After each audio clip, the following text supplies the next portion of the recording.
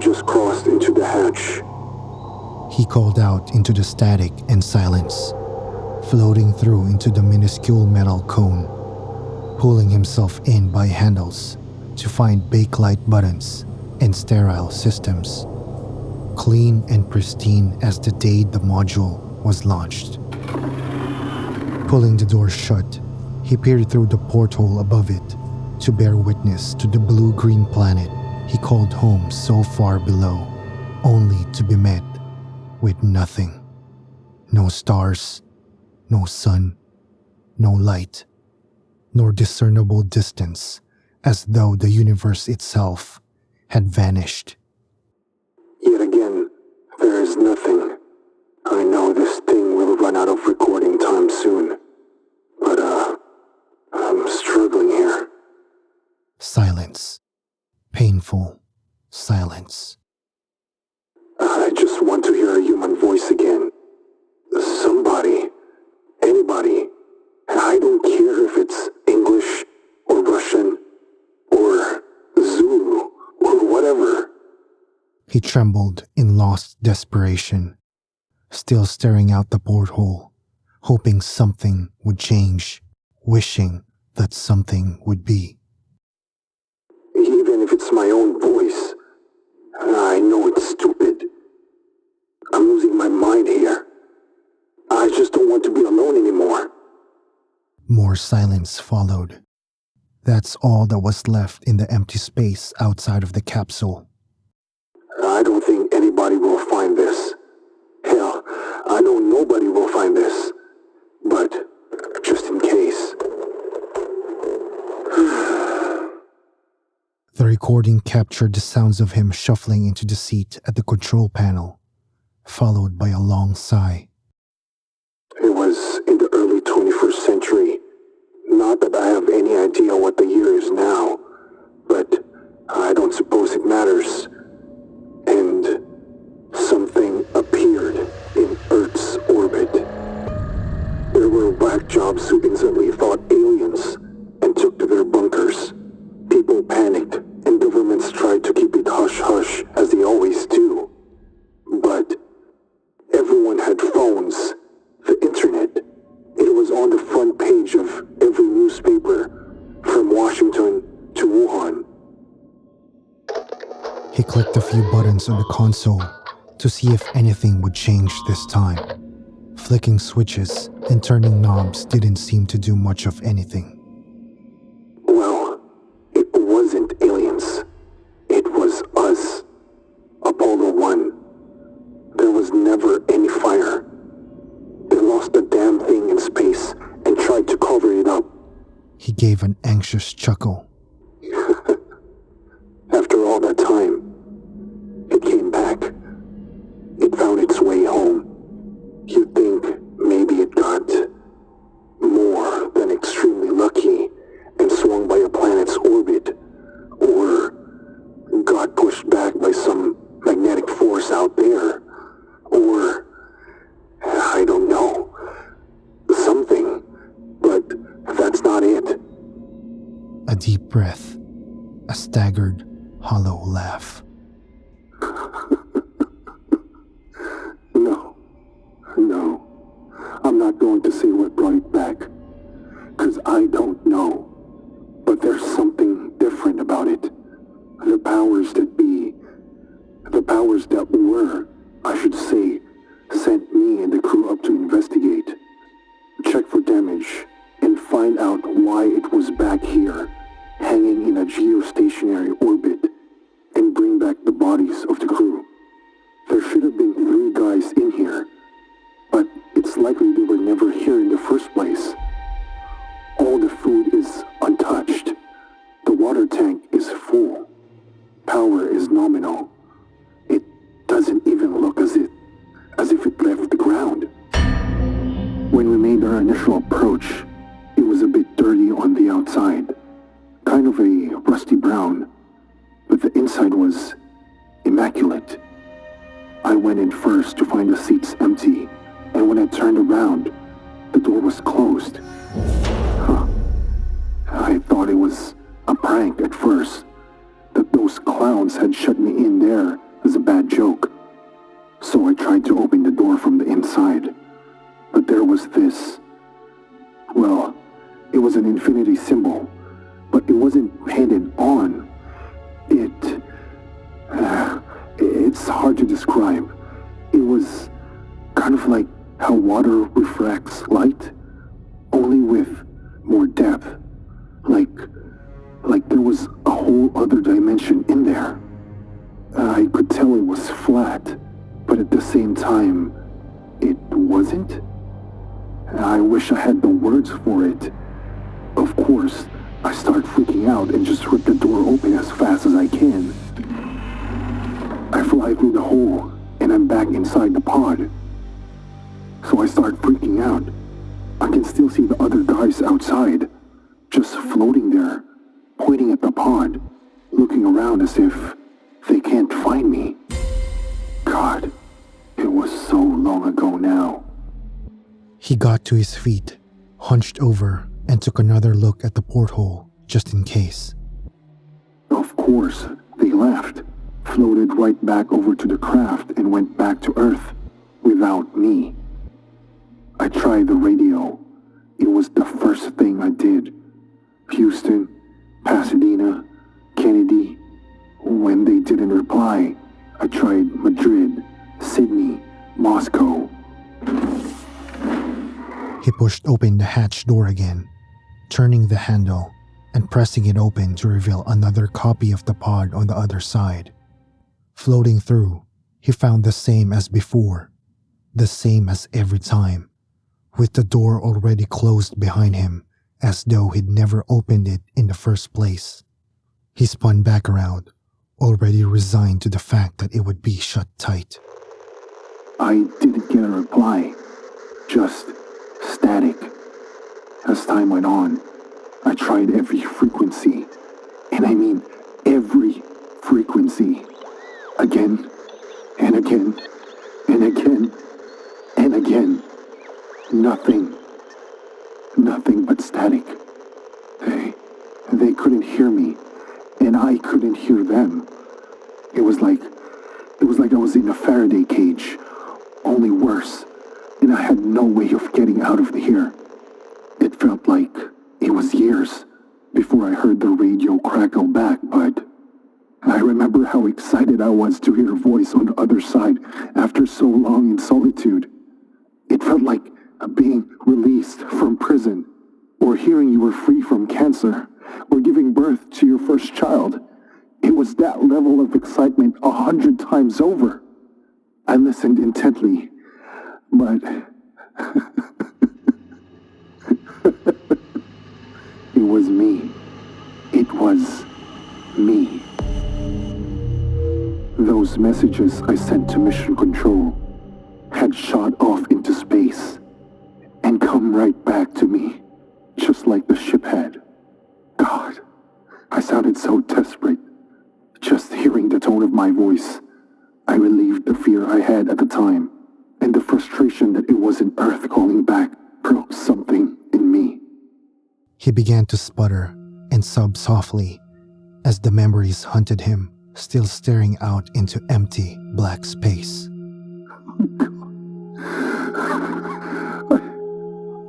I couldn't do it anymore. I smashed that pod up. I smashed it good and proper. I tried to crack the windows open and get myself sucked out into space. But they were too strong. I bashed my head against the walls, but I did more damage to them than myself.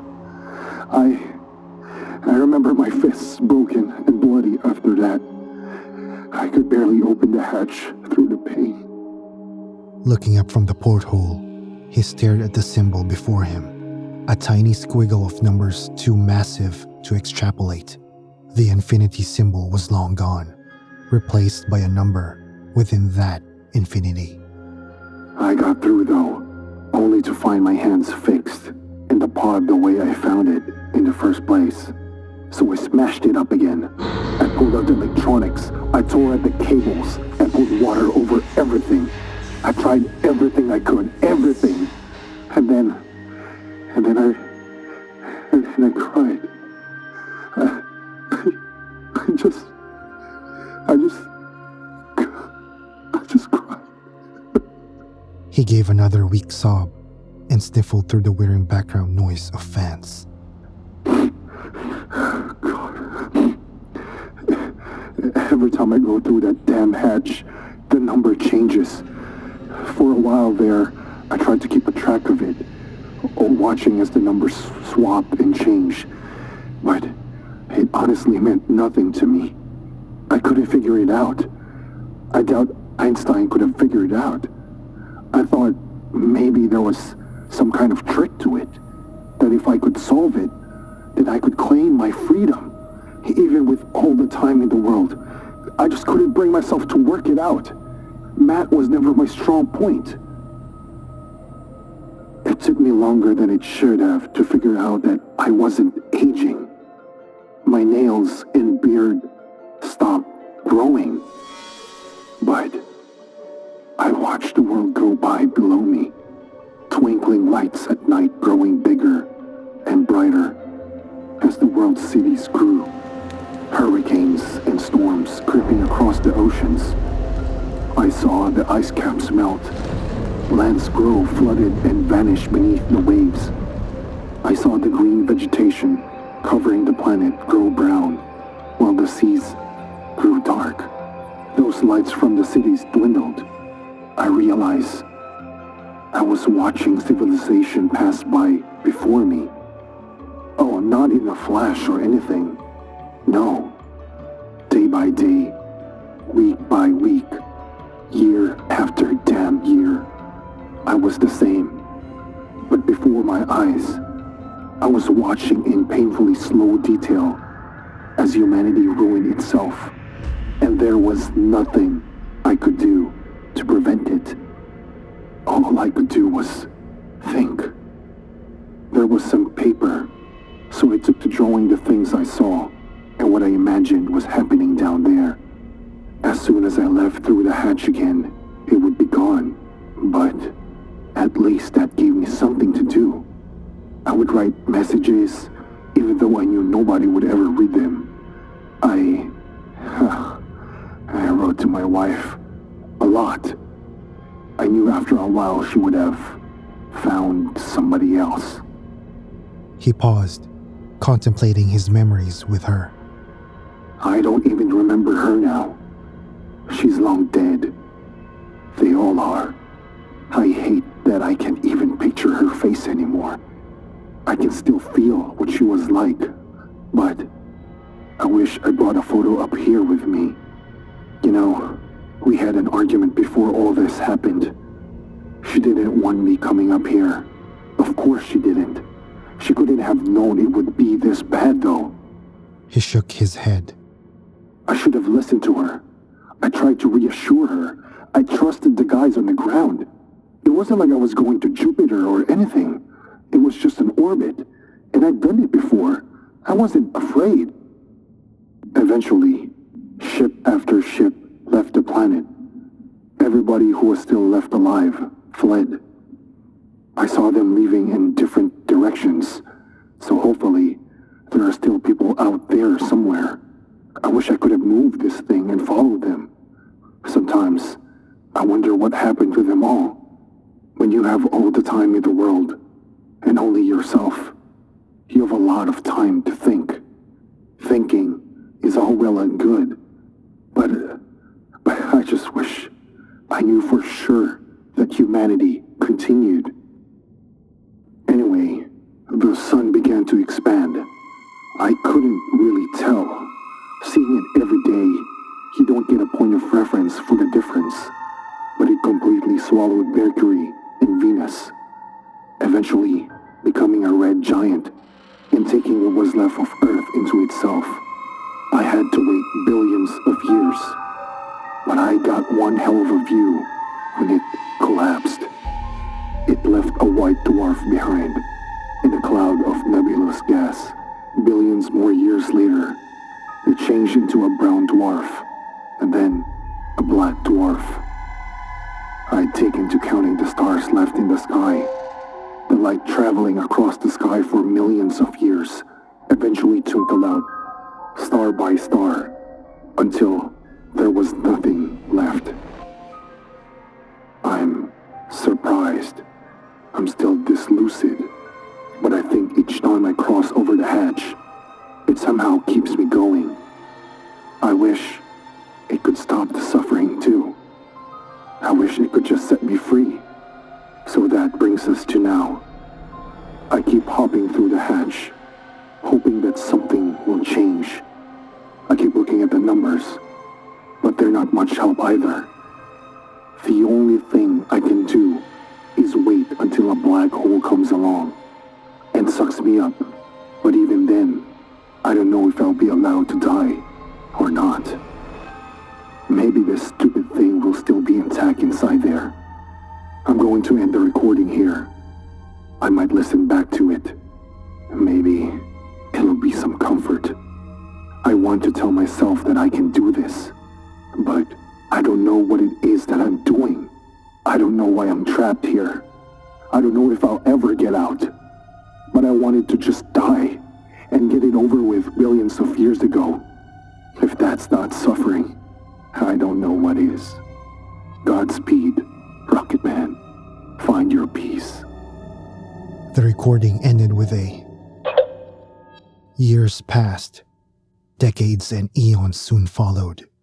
Millennia passed by in the blink of an eye, compared to the time he'd already spent aboard the craft, and black holes collided distantly, undergoing atrophy into radiation as they crawled across the sky. Everything was dark, cold, and dead. He was all that was left of any rational universe, the final testament that humanity had existed, proof that mankind was there as an immortal reminder of our arrogance. He spent his many days much the same way, drawing and writing, singing to himself, trying desperately to stay busy or sleep the time away. He tried hovering between the hatches, closing the door on himself as far as it would go, but nothing ever changed. He awoke one morning to the same things as ever: a pristine cabin, and endless night. The disorienting space around him offered no solace. The universe had ended, not with a bang, but with a whispered whimper, as space arrived at its terminus, the state of maximum entropy. Oh, God. I just woke up and something changed. After all this time. Oh, God. It's different. He sounded elated. Nervous, anxious laughs burst like rising bubbles from his chest.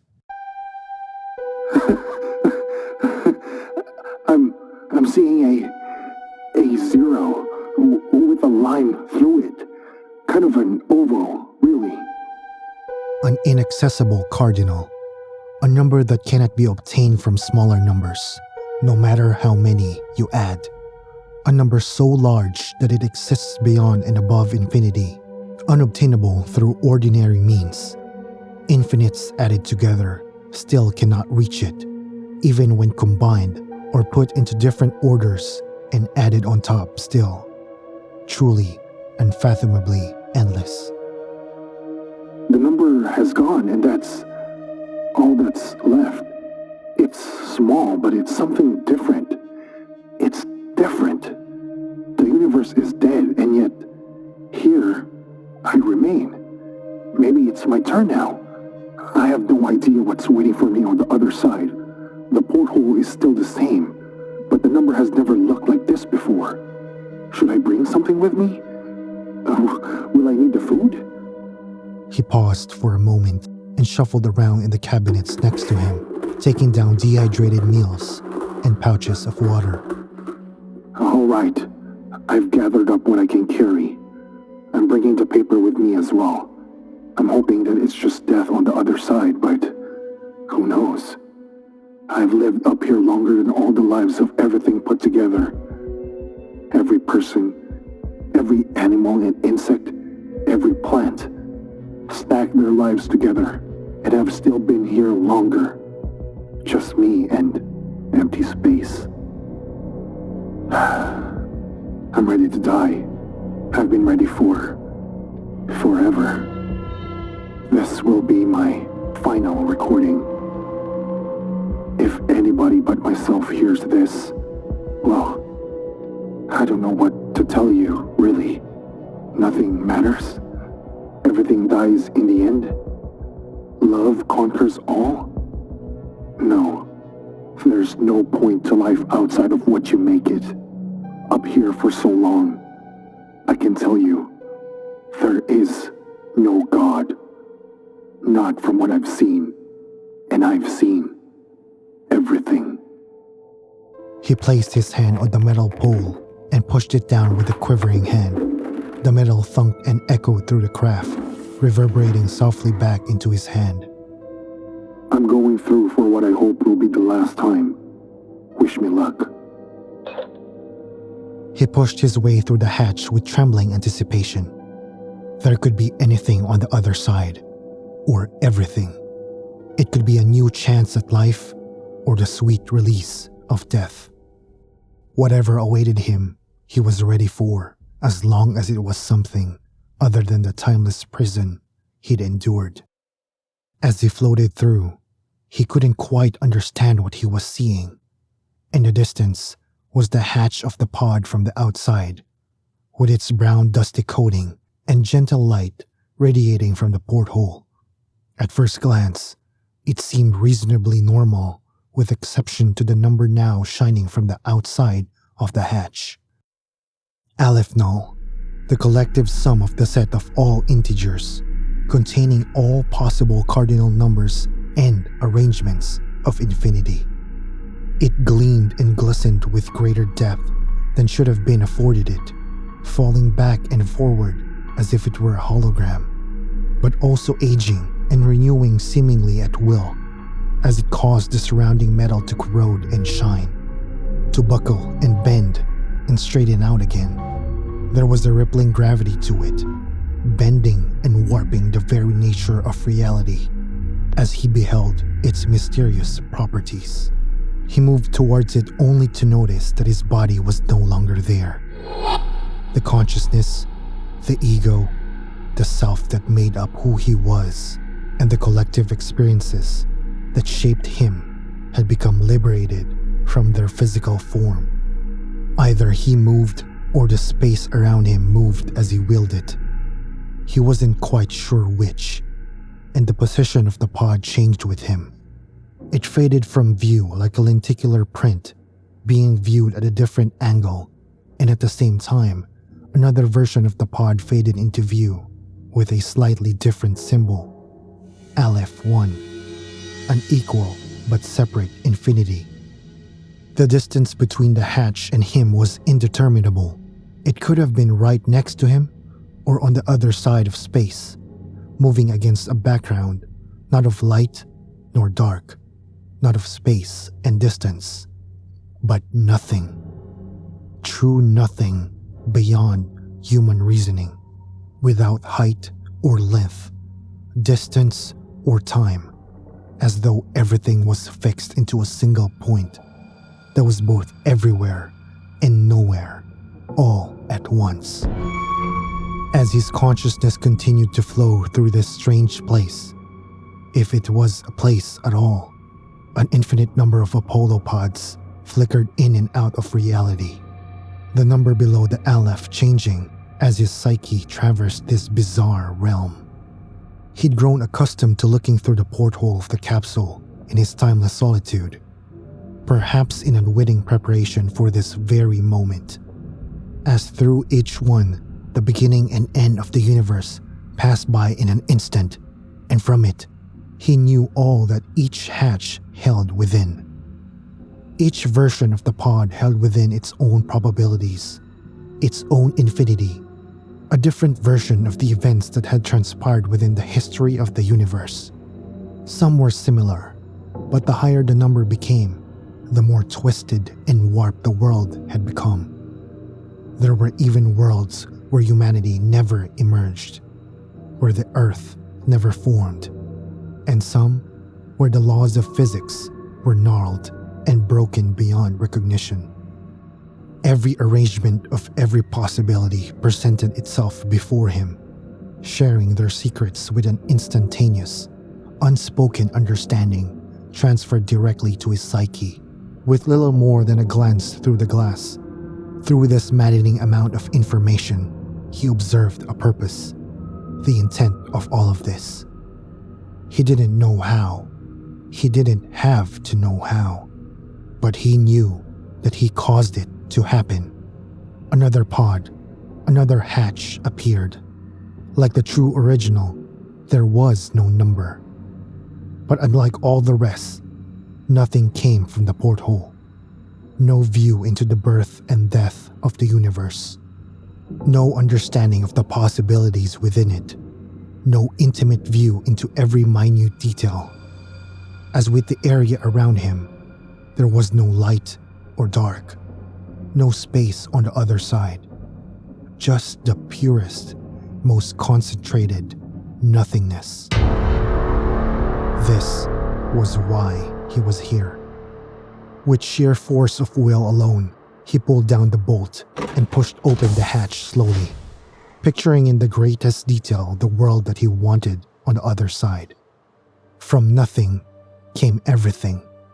Without dimensions, he emerged into a dense explosion of superheated plasma, containing all matter as dimensions ballooned out from the hatch, and he followed its rapid expanse and cooling. Witness gravity pulling matter together to form clouds of hydrogen that ignited into stars. He saw those same stars burst into vibrant clouds of dust and form new stars entirely. Around him, the universe took shape. Stars churned out denser matter, and dust clouds formed asteroids, which in turn formed planets. The cycle went on and on until he had formed his ideal Earth, setting into motion the events that were to unfold as he saw fit.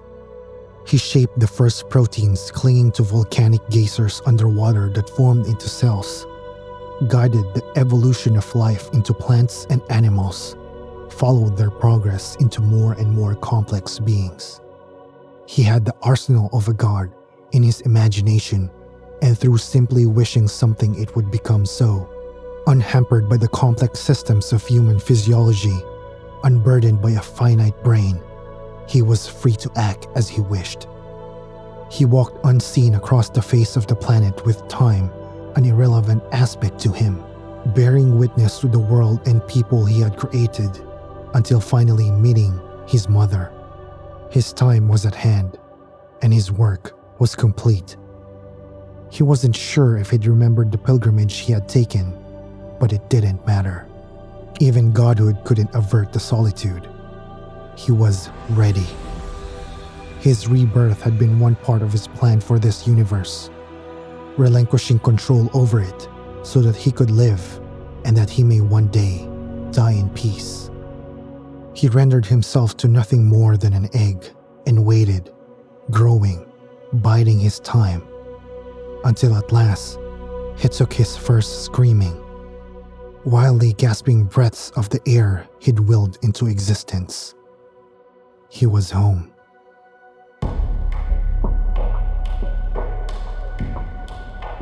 Hey Creepypasta fans, it's Kian. Thanks for listening tonight. If you'd like to connect and support us, make sure to check out our Patreon and Discord links in the description below. A special thanks to Moonlight-Haunter for this story. And remember, stay cosmic.